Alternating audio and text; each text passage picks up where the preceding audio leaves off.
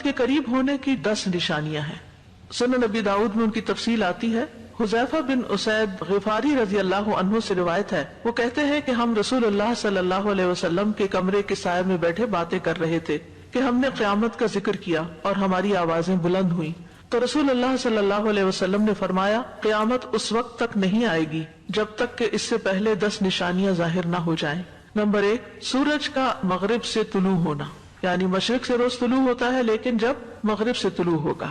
Number 2، دابۃ الارض، جانور کا نکلنا. نمبر 3، یاجوج ماجوج کا ظہور. نمبر 4، دجال کا خروج. نمبر 5، عیسیٰ ابن مریم علیہ السلام کی آمد. نمبر 6، دخان یعنی دھواں. نمبر 7، 8 اور 9، 3 جانب سے زمین کا دھنس جانا، ایک مغرب میں، ایک مشرق میں اور تیسرا جزیرۃ العرب میں. اور نمبر 10، ان سب کے آخر میں یمن سے یعنی وسط عدن سے آگ نکلے گی جو لوگوں کو محشر میں چلا لے جائے گی، علاقہ شام کی طرف ان کو جمع کرے گی. قیامت کی علامات کی یہ ترتیب جو ہے، یہ متعدد احادیث میں جو چیزیں نظر آتی ہیں مختلف طرح ہیں، یعنی ان کی یہ ترتیب نہیں ہوگی جس طرح میں نے آپ کو بتائی ہے. نشانیوں کا ذکر کیا گیا ہے لیکن ترتیب نہیں بتائی گئی.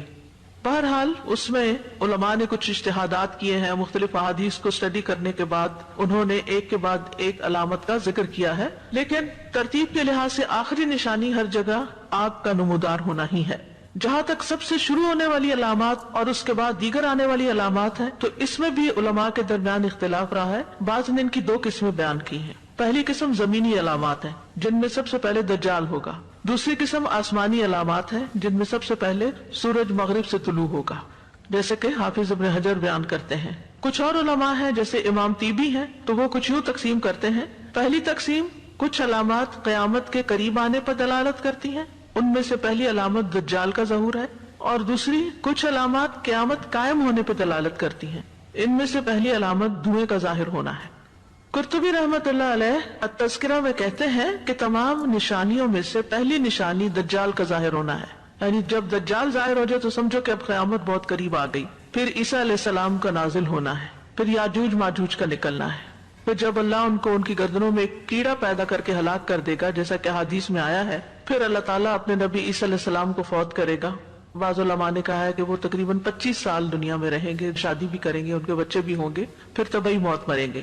عیسیٰ علیہ السلام کے ہوتے ہوئے زمین یاجوج ماجوج سے خالی ہو جائے گی اور لوگوں میں مدت لمبی ہو جائے گی، دین کا اکثر حصہ ختم ہو جائے گا. جب عیسیٰ علیہ السلام آئیں گے اس وقت تو سب لوگ اسلام پر قائم ہو جائیں گے، وہ صلیب توڑ دیں گے اور خنزیر کو ہلاک کریں گے. لیکن عیسیٰ علیہ السلام کے بعد پھر کیا ہوگا کہ لوگ اپنی عادات کی طرف دوبارہ لوٹنے لگیں گے اور کفر اور فسق کے نئے نئے کام ایجاد کر لیں گے. یعنی یہ ہر زمانے میں ہوتا ہے، جیسے اللہ تعالیٰ تجدید دین کے لیے ایک بندے کو اٹھاتا ہے اور وہ بندہ لوگوں کو اللہ کی طرف بلاتا ہے، اور اس بندے کے فوت ہونے کے بعد پھر لوگ نئی نئی بدعات ایجاد کر لیتے ہیں. خود جیسا کہ نبی صلی اللہ علیہ وسلم کی وفات کے بعد ہم دیکھتے ہیں کہ امت میں بدعات ایجاد ہو گئی.